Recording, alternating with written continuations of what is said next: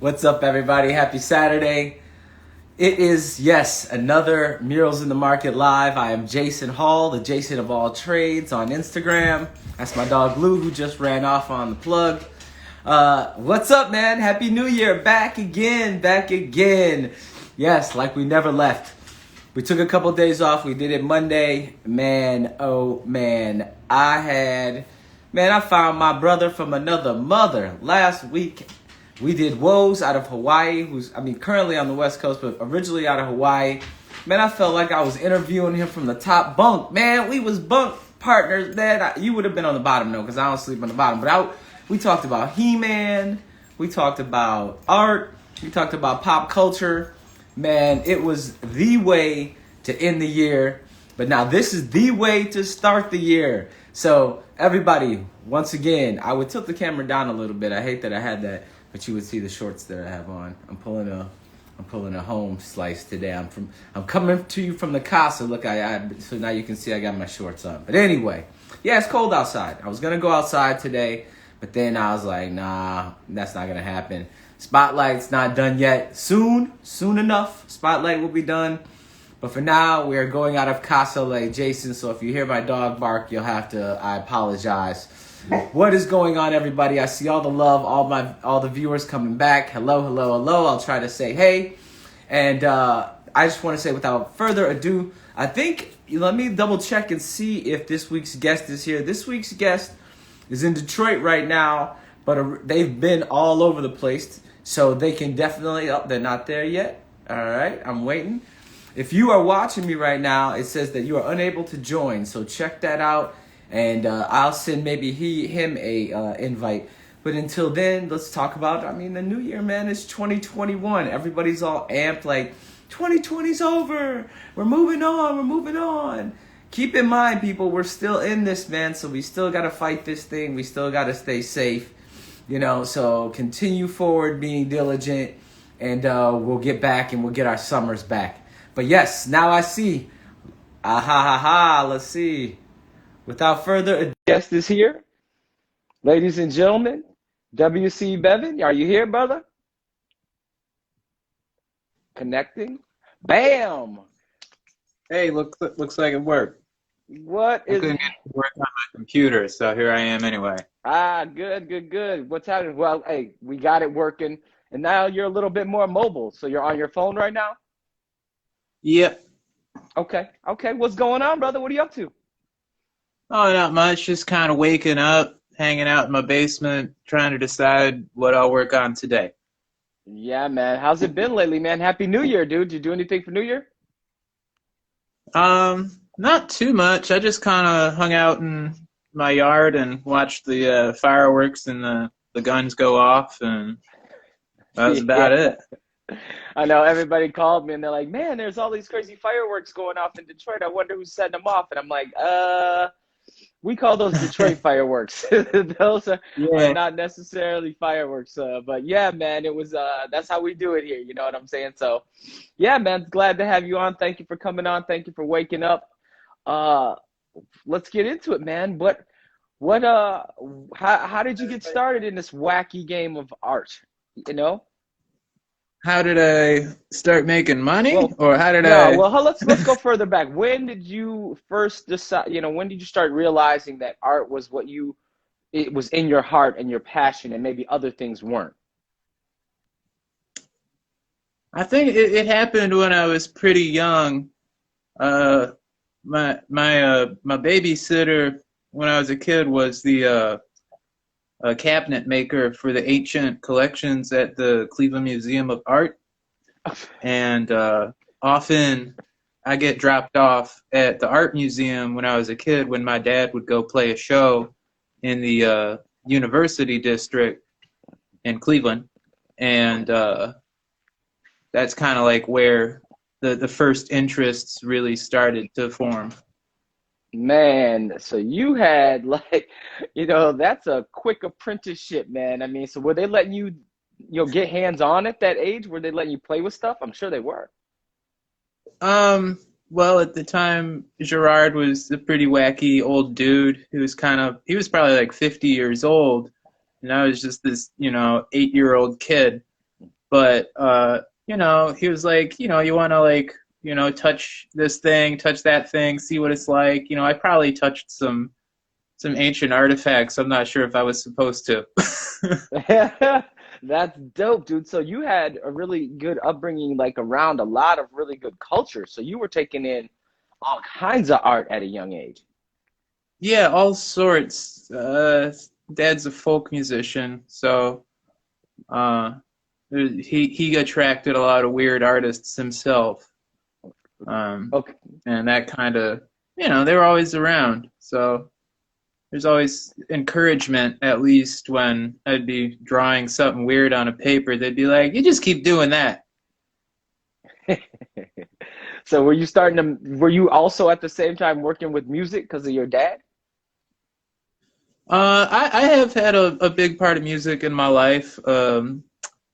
At one point, I went to college for art and decided they weren't teaching me anything particularly new, and I wasn't getting good grades anyway, so I dropped out and pursued rock and roll for about 10 years and then moved to Detroit and decided to be a painter.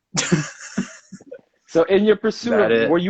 did you have were you rocking solo? Were you in a band for those 10 years? Just like, I mostly just help support friends' bands. I play drums and do synthesizer type things. okay, okay. So you did that for 10 years and then you're like, all right, I think I'm gonna I was like, start well, painting. it's fun. But I've always painted and I've always made art, so it's kind of the thing that makes me the happiest, I guess. Okay, so at this time, were you sort of still working were you starting to build a style at that time? Because you definitely have, your own style now. So were you working towards that, or were you just dallying around with everything? I was probably just dallying around. I don't know if I was aware of how things would come together later in my life, but there were definitely some nuances that stuck around throughout the years, namely like the hard contrast, black and white, with sort of like a lot of hyper movement and multidimensionality. That always sort of has been there, but figuring out how it was applied took a while. Yeah. So Yeah, or talk just to, having ta that realization, really. yeah, yeah, yeah. So when did you have the moment that I call it the moment where you say, you know what, I'm going all in on this. This is what I'm gonna do. Or have you had that moment? I mean, do you still work with a bunch of stuff, do a bunch of stuff, or are you just focused on this right now?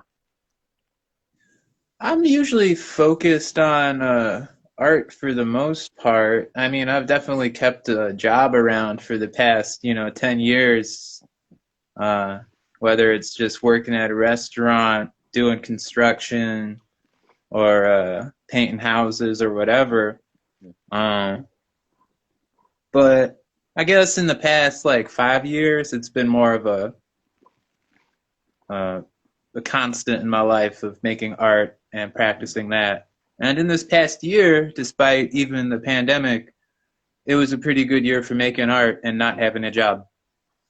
Yeah, And I yeah, I guess talk the about job that. was art.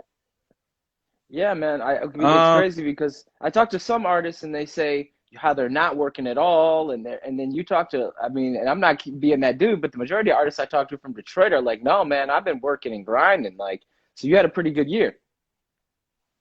yeah, I mean, there was just, I think it was a string of a couple of big murals that really helped. Um, there was a lot of like this and that kind of work everywhere, a little bit of graphic design. I'm not really a graphic designer, but some people attempt to ask me for graphic design sometimes, and I oblige, even if it's messy. And, you know, so there's some alcohol labels made. Um, what else happened? Some big buildings, it's just a lot of small stuff. I also sell paintings and small works from my own person, usually word of mouth through other collectors and whatnot. That's So cool, that man. they come out of the work occasionally, and the paintings disappear to wherever the heck they keep them. Yeah, man. You got how many, do you know how many murals you have up? I mean, you got a lot of work up in the city right now, man. Some big stuff. I think there's 18. 18. Is You know, 15 or 18, something like that. I lost. I didn't count. I don't count so much. right, right. But no, I Uh, mean, it's crazy because I thought I know two or three. I'm being real. So I was like, bam. But then when I started looking at your Instagram, I'm like, damn, dude has been getting busy this year. this year was good. Oh yeah, yeah, a brown block print over across Cass Tech. Painted that. There's Yeah. a really cool gate up on Victor Street in Highland Park, and like in the shadow of the old factories. That one's pretty cool. What else did I paint? I painted 1111 Bellevue just around like the corner from Utopia Gardens there. Yeah, yeah. That was a fun one. That was, on the third story. It's about, I think, 180 feet across by 20 feet high. Yeah. It was cold. It was cold when I painted that, Yeah. but that was fun. I haven't painted in the cold in a while.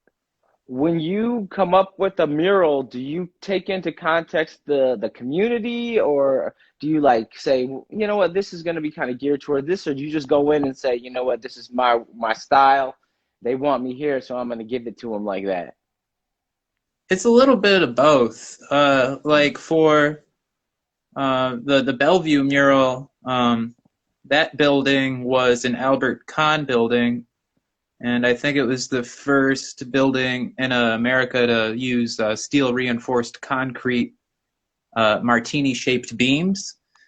So I kind of took that into account with the angles of the martini glass and other Albert Kahnisms as far as his design book went, and put those together within my stencil palette and used a lot of that.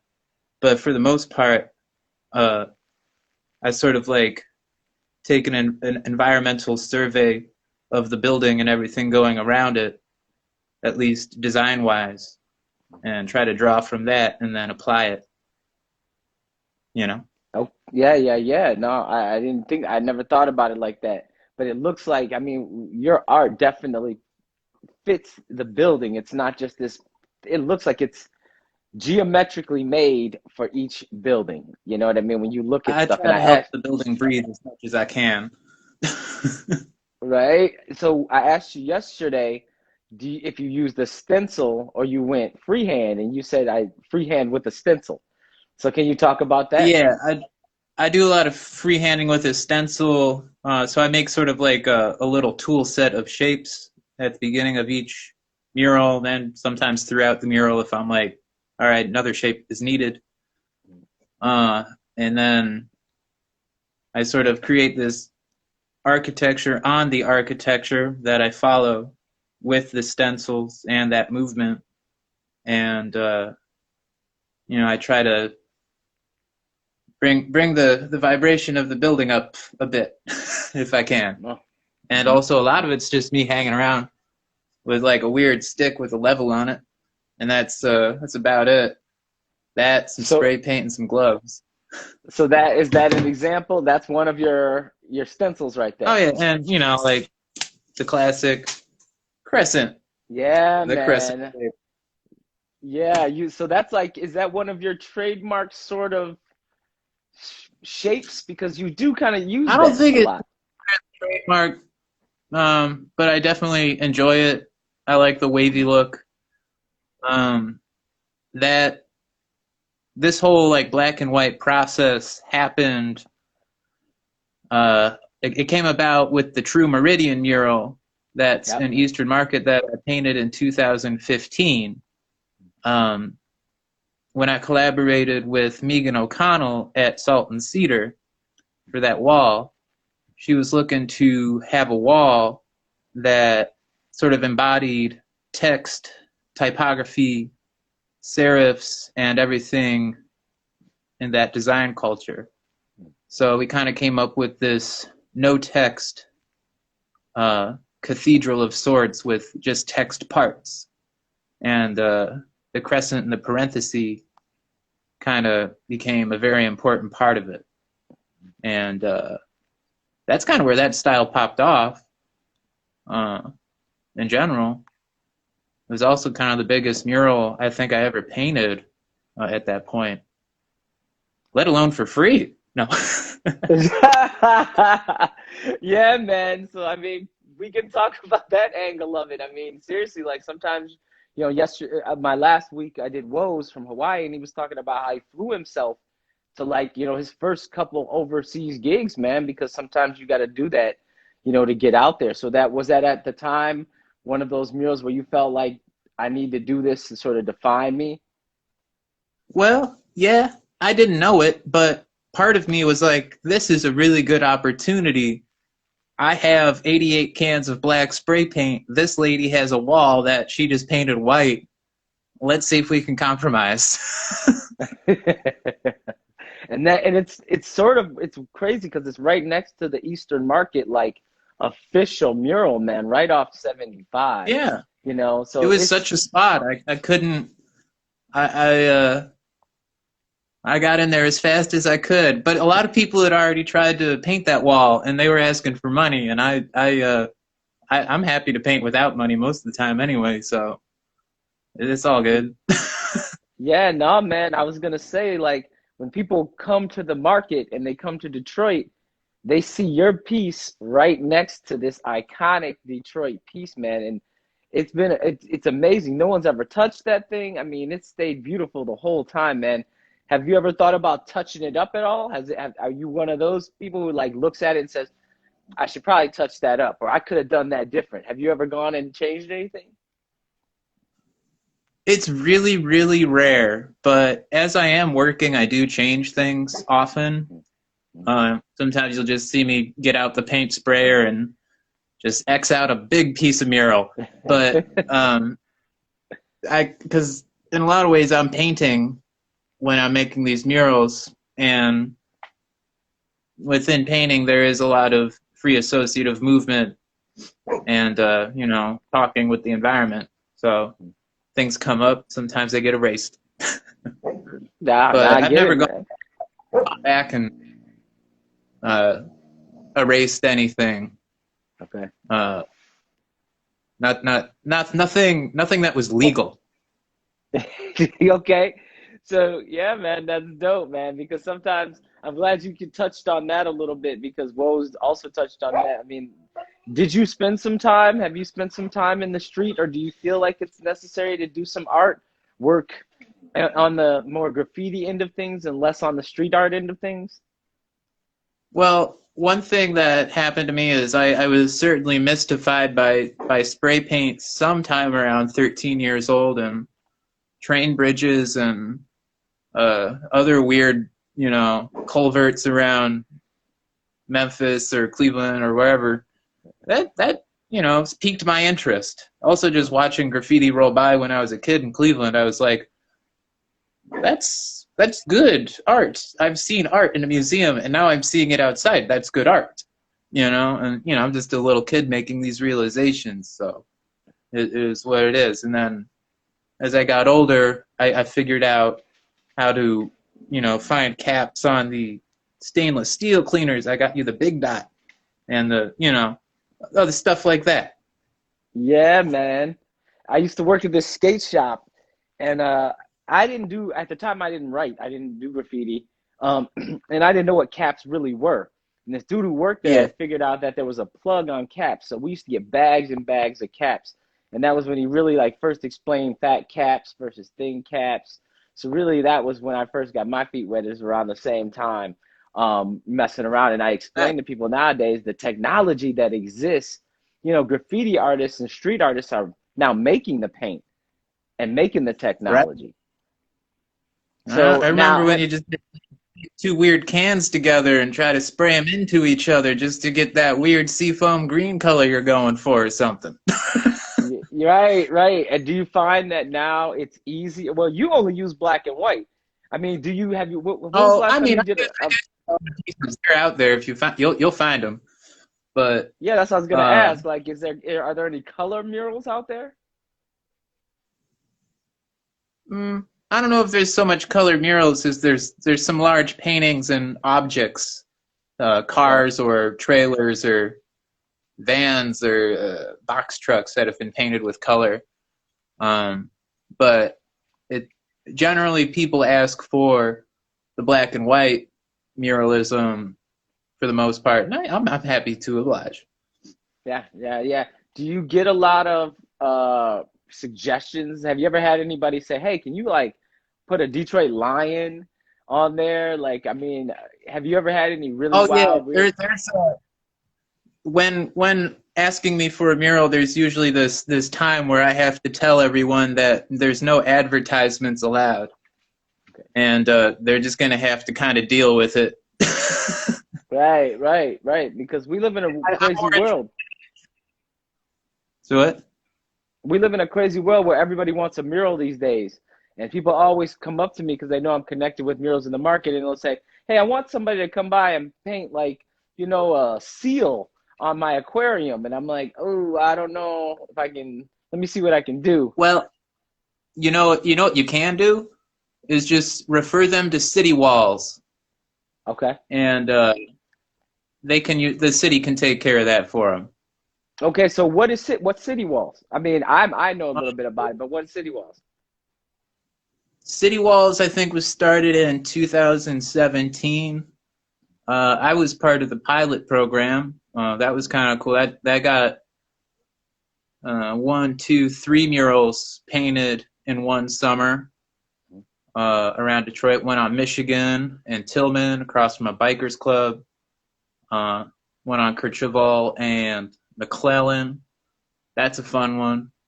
And another one that was on some off-ramp that I painted, and then MDOT buffed it the next day because somebody didn't do their paperwork or something, or somebody got some addresses mixed up. But I day painted the highway legally but illegally at one point, and that was really fun. So you were commissioned by the city to do a piece, and then By MDOT the came and buffed. city, and then the state came and buffed it because they were like, no, that's ours. Wow. You know what? I was, People ask me. Yeah, people ask me about stuff like that all the time, and I tell them it happens. But the next day, whoops. what went through you at that time? Were you mad? Were you sad? Were you just like, oh, that's just the game? Um, well, fortunately, somebody from the Metro Times had come the day before and like took a bunch of pictures and whatnot with me. And they were nice pictures, and that's cool. It was nice. And then I went to drive by it the next day to take my own pictures, and it was gone. And then I was just kind of really confused. I was like, did I paint that somewhere else, actually? I was looking around. I was like, no, am I not awake? I must not be awake, you know? And how many hours did you spend doing that one? Oh, it was just like a day and a half. It wasn't too bad. It was kind of small, Yeah, man. But a but day and a half of work, dude. I know. Ugh. And it was like free paint from the city, so it's like bummer. I wasn't too mad. I was just kind of, I was like, well, somebody needs to do their job better. Darn. Right, right. We can laugh about it now, man. We can laugh about it now. So I talked Yeah. to everybody earlier. So you're working on a new project. You're sort of deconstructing your art? I'm in a way, I really enjoy the mural making process and like the energy that I sort of derive from the action of doing it. And a lot of the times I can't quite get that out of painting rectangles. I don't know what it is. I've been trying to like, paint rectangles. Here's a rectangle. It's pretty good. That's kind of an Right. old rectangle. Either way, it doesn't quite give me the same gratification as making the murals. And I was like, how do I get that? And I started to like drive around and look at my murals, and I was like, well, there's a lot of pieces and parts in here. They're all jammed together. What if I started to sort of extract those pieces and parts from the murals and form them into more sculptural elements? And I've been trying to do that, and it's been kind of working because now I'm sort of feeling like I actually want to do it, or I don't know. what the word is, but let's see. Oh, there we go. So what I've been working on is sort of keeping that vibe alive where things are kind of like moving and you're not really sure exactly where they're moving all the time. Right. I couldn't quite get that on the small rectangle. Right. And I wanted right. it.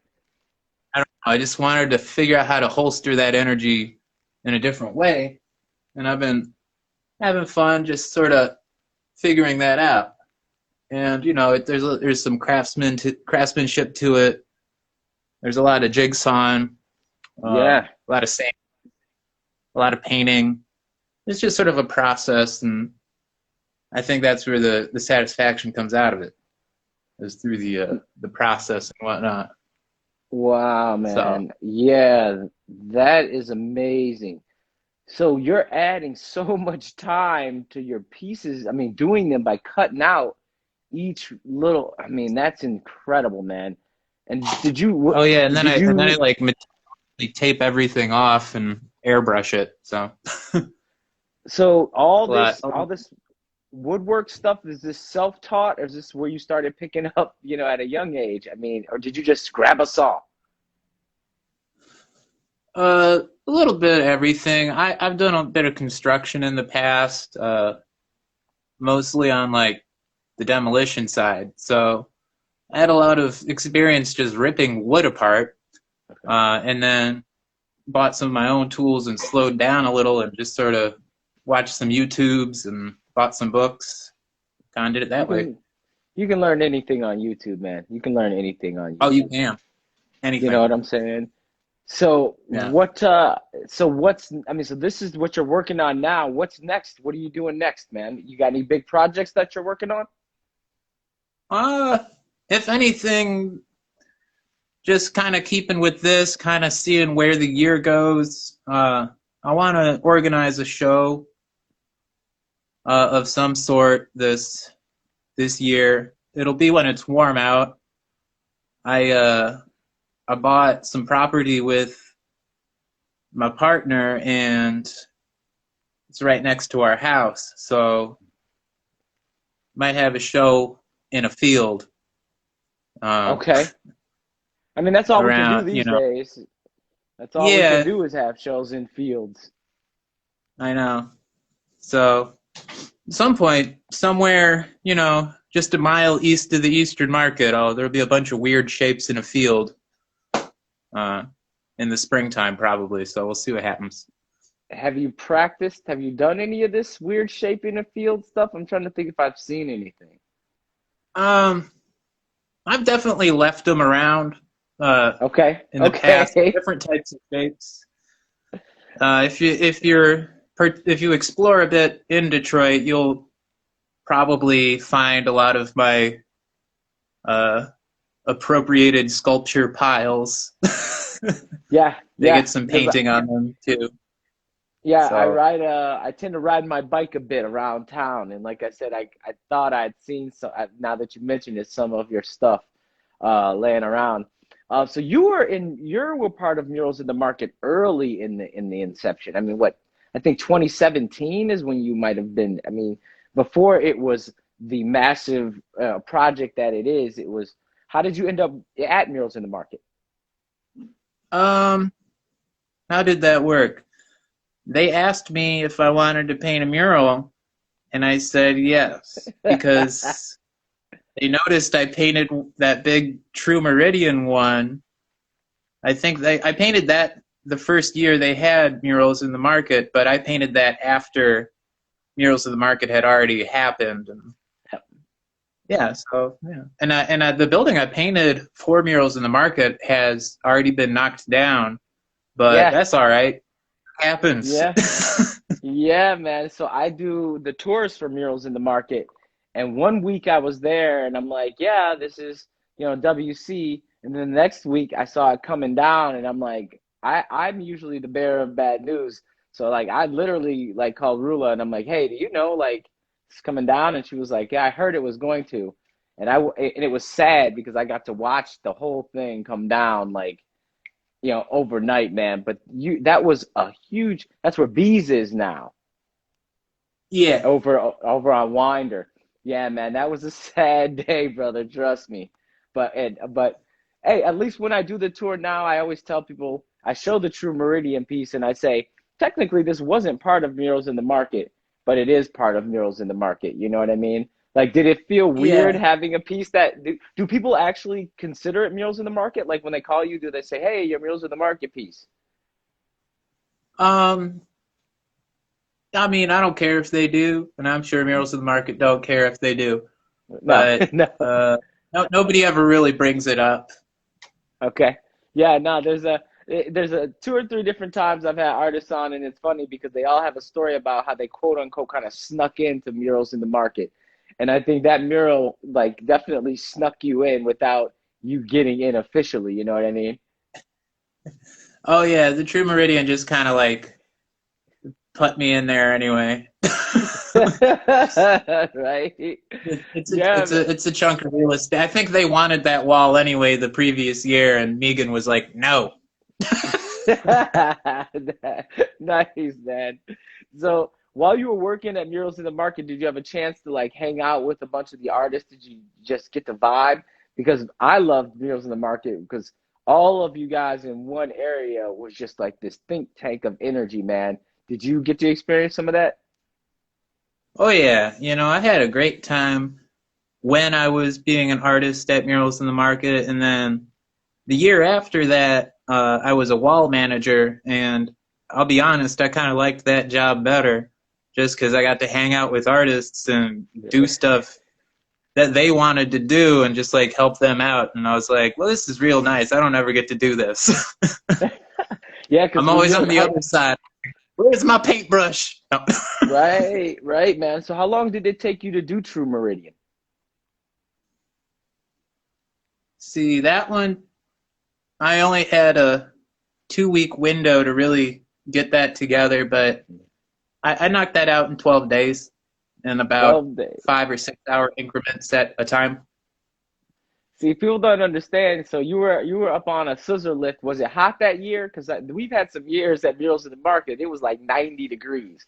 Was it a good summer Oh, for when, you when when, you were? when it was the chicken and eggs mural that where Bees is now, I think it was 98 degrees when I was painting that. My mom was just like hanging out in a van, fanning herself like, you're crazy. But that's okay. Right. That's what I'm saying. People think that it's just this easy process, but you were up there for 12 days, 98 degrees on some days, sweating. Yeah, dude, definitely being a wall manager, riding around on a golf cart was probably a lot better. Oh yeah, you could hand people a nice cold beer and then have one and then go find more people who needed cold beers and maybe some Have spray one. paint and you just think to yourself, just going down Winder, just jiggling around with beer cans and spray paint and a golf cart. You're like, damn, this is the life. Yeah, man, the energy in the city, not even just among the artists and us, it just lit the city up, man. You know, that week where Totally. everybody's up out there doing their thing, it's almost, I hate to use words like magical, but I feel like a kid when I'm there because I'm a fan of so many of Totally. you guys. Um, well, if you could tell anybody anything, like that is thinking about getting into the art world, we get this question all the time because we do have viewers that, if you can see, they always say if you could tell anybody anything about getting into art, what would you tell them? Any pros, cons, advice? Well, uh, advice wise, just try to be honest all the time. Don't be a jerk. It's easy. Um, let's see. I don't know, it's such an interesting world to step into because you don't really have to be from any particular world to get into it. You just kind of have to have a little bit of drive inside of you. And as long as you can maintain that drive, things will happen. You'll have to adapt, you'll have to change, but everything around you does anyway, so that's just part of it. Was there ever a time where you were like, you know what, I'm done. This isn't me. Like I mean, I need to get a job. Like this isn't working out. Well, I always kept a job so I didn't have to think about that. Like, I had to anyway. Right, right. I don't have a fat sack of money to fall on, so I, you know. But in recent years, artwork has been maintaining my life, so cool. It took 10, 12, 13, 14 years. But, you figure in any sort of business or living arrangement, whatever, it might take about 5, 10 years to really reap the benefits of what you're doing. Hmm. Hmm. So I feel Yeah, like man. kind of always working on time, even if I was like living on like $3 a week for a long time, so whatever. Yeah, Just, man. I guess, Yeah. this is be ready for everything unless you have rich parents. Right.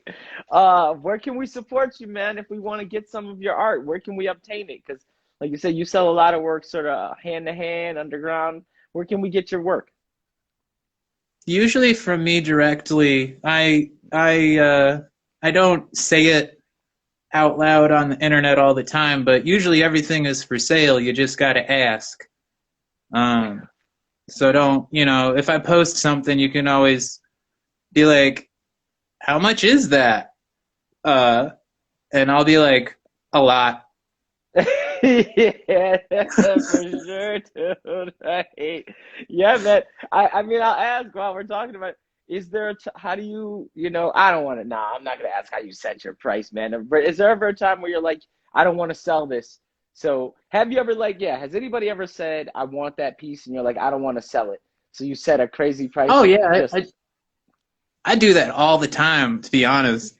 Um, there is at least twice a month where I go, not yet, but in a couple of months, probably, you yeah. know. But it just really depends what's going on. If I need money, I'll make a deal in my head. But I think you were going to ask me how much I pay myself. But I generally, mean, like, not really that, but like I was gonna ask more so how you come up with pricing. You know what I mean? Like not how you pay yourself, but like it's all it all depends on the piece and kind of what's going on. Like with large murals and whatnot, I keep it pretty simple. I'm always like, you know, doesn't need a lift. About 1,000 square feet, you get $2.50 a square foot. It's pretty easy. yeah, And then, needs a lift, probably $5 a square foot because lifts are expensive. Uh, yeah. and then as far as paintings go, I just sort of pay myself like $75 to $200 an hour, and then I kind of round it up or down from there, on depending on how much I like it. Right. Have you ever had a piece? Do you have one that you've never sold that you just refused to? I have a couple of those around the house that I just like them so much. I was like, I'll keep this. It's a good thing to keep in my own collection as a reminder of my own time as an artist. Right. So, later down the road, if I need to kind of get back to that time, I can find it. Yeah, man. Absolutely. Well, man, thank you for, is there anything else you want to say before I let you go, man? Sometimes I forget to It was ask nice. the This is nice, question. It was nice to hang out. As No, we say, the basement is always open. Not right now, it's COVID, but the basement is always open, usually outside of pandemics. right on, man.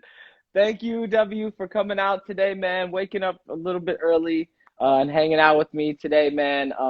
I definitely am gonna save up my chips and get a piece one of these days. Like I said, man, thanks again. I'll talk to you soon, man. All right. It was great talking to you, Jason. All right, talk to you later, brother. Bye-bye. All right, everybody. There it is, another Saturday in the can. WC Bevan right there, little in-studio look. Told you right there, if you want to get some of his art, support some of your artists, check him out on Instagram, make him an offer, help him out, help all of our artists out. If you want to support our artists, by all means, you can go to muralsinthemarket.com or onetimesrun.com, buy some of the prints. And once again, money goes to the artists, helps them out. They need it now, definitely in this time of pandemic. And also, we are still doing tours. Every Saturday, I'm pedaling myself. We do it every week. We do it 7 days a week. We do walking tours of Murals in the Market. If you would like to get more information on how you can do a tour of Murals in the Market, you can go to ridedetroit.com, check out the dates, and go ahead and book them. I will be happy to hang out with you for an hour or so and impart a lot of the knowledge that I've learned doing all of these lives onto you. If you know, we do them safely, so we do groups up to 25. We're outside, we spread out, and we wear our masks, so we are being safe, so feel free. Other than that, man, thank you again for joining us on Murals in the Market Live. We do this every Saturday at 11 a.m. I will be announcing this week's guest. Be ready. Another one. It's another goodie. They're all goodies, but this one, see you next week.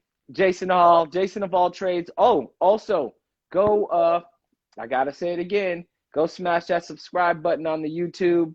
The more subscribers that I get, the better the equipment that I can get. I just ordered new wireless microphones. Should be in this week. So the sound will be sounding a little bit better. But every dime that we make through donations, and we have a Patreon, which I'll be announcing that, goes right into improving the technology and to making this better. So once again, Jason Hall, thank you, everyone. See you guys next Saturday, 11 a.m.